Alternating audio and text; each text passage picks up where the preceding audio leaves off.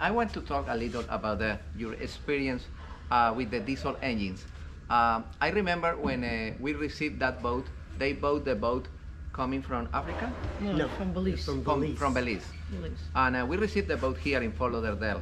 And you remember what was the process with the engines? So after I did the class, it was really funny actually. After I did the class, I would only lived about three miles away from me. He came by to say hi and see how we were doing on the boat. Hold on. No, actually, she started the class online when she was in the military in North Carolina. So she was doing all the stuff online for almost 8 months. Yeah. Yeah, I was doubling up on classes, and because the program online is a little different. And so I'd taken the diesel and everything and done the ABYC, got all the, the diesel, the gasoline, and electronics, just 3 of them. And he came by to see how we were doing, and I showed him the engines, and we had some. Well, that's one of the things. When we had the survey done, we had a rear seal leak. A rear seal A leak of oil in one of the seals of the crankshaft, the rear, on the transmission. Right. So that was, that was identified when we bought it. So we already knew. Thank you. Alvaro came by and he goes, well, you haven't done your lab. When are you going to do your lab? And I'm like, I don't know. He goes, well, you can do it right now with these. So that's how it all started. So hence in the diesel boat. In the diesel boat, that's where the videos. You have a lot of videos of them. He ran home, got an A-frame, and we just started.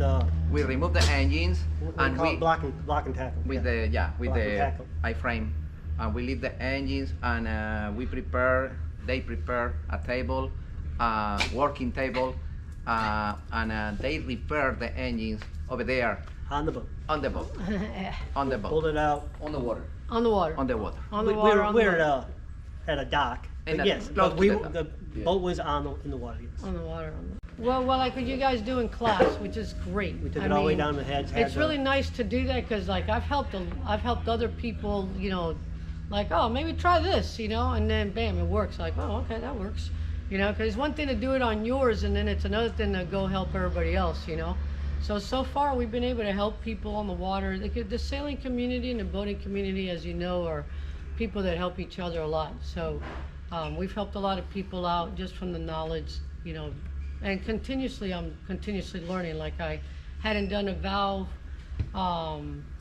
adjustment. I just did it on ours. You're supposed to do it I think about every year, but we don't use our engines that much. We sail about 80% of the time. We try to.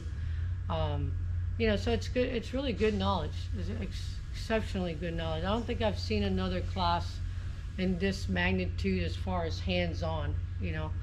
So you really appreciate. I appreciate you. Really appreciate it. Any questions? You guys have any questions? Exactly. You have questions? Yeah, go ahead. Is solar your only source of input of power, or you have like? Yeah, no, I don't have a windmill. We don't have or anything, wind. just solar. We do have we had to buy a special, a 48-volt charger. Yeah.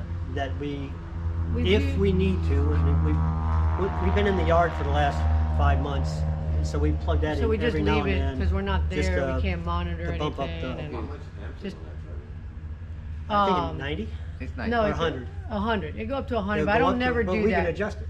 Yeah, we can adjust. I never do that. I do it normally. I do it around 20, 30. Because I am pulling 30 from the yard right now. So while we were gone, I wanted to put it on something, so at least I know that nothing crazy is gonna go on while we're gone. We're up in Virginia where it's freezing. It's like 30 degrees. It's very horrible over there right now for me. So go ahead. You guys have the Starlink?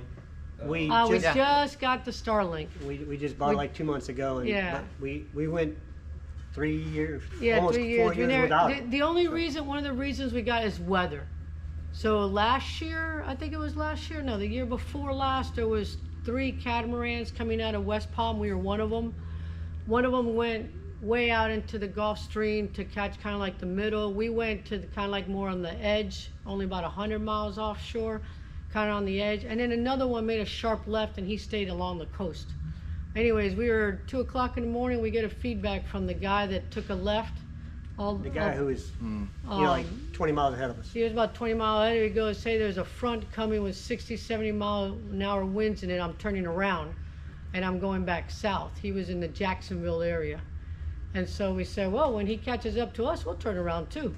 And then the guy out he couldn't hear that guy. So we related the message to him, and he came closer to us. He started, we just all met, But again, we didn't see it. We 'cause didn't see don't it, or have so internet out yeah, you there. don't have internet 100 miles offshore. You have nothing, you know, except the radar. And when that radar comes, it's only within what, 25? Yeah, 25 miles. About 25 miles. That's for a sailboat. That's not very good, you know. And none of it's coming at 60. We would have. You can just see it, but you have no clue that it's Yeah. 60-mile-an-hour winds or what, you know. You And just see after- a glob of. And after the calculation, we would have been right in smack in the middle of all that crap if he would have been ahead of us. Yeah. You know what I'm saying?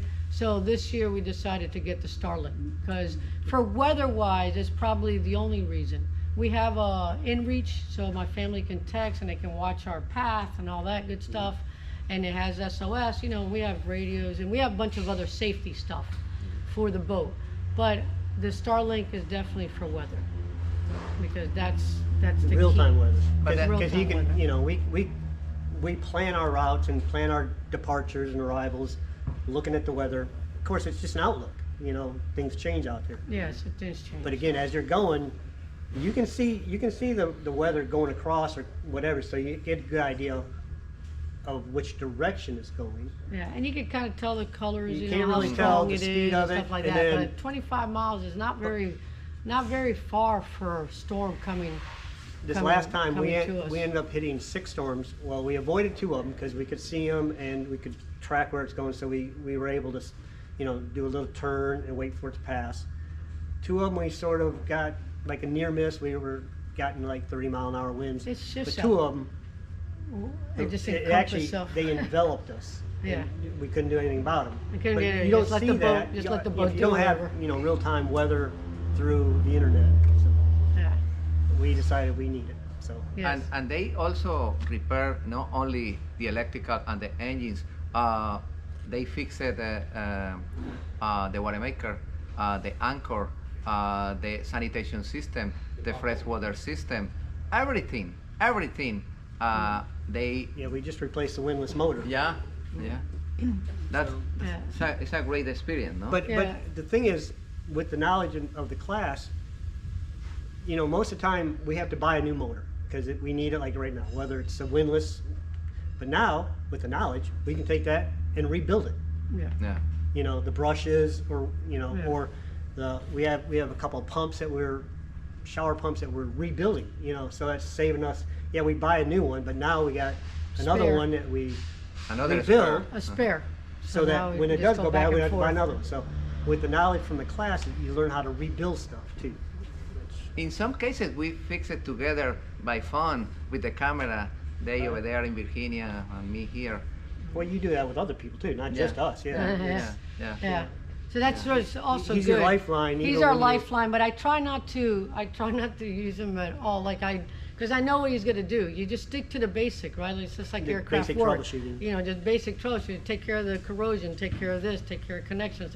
You know, before I get to the point where it's just like by the time I'm done all that, I already figured it out. I'm like, Well, I'll let him know I fixed Because it. again, those are going to be the first question. Did you do this, and at least we can say yes, we've done that. Yeah. Yeah. So yeah, that's the other thing too. So you're definitely a good lifeline as far as knowledge go. And there's other boaters out there too. So as you guys learn and you catch each other's numbers and you know, you'll run into something. You're working on one boat. He's like he ran into that Same problem. similar problem 2 months ago, and you're like, man, I'm like stuck right here. He goes, oh yeah, it took me 2 days. I figured it out. It was that, you know, a small little diaphragm or something you hadn't been able to see. So It's a great experience. it is a great experience.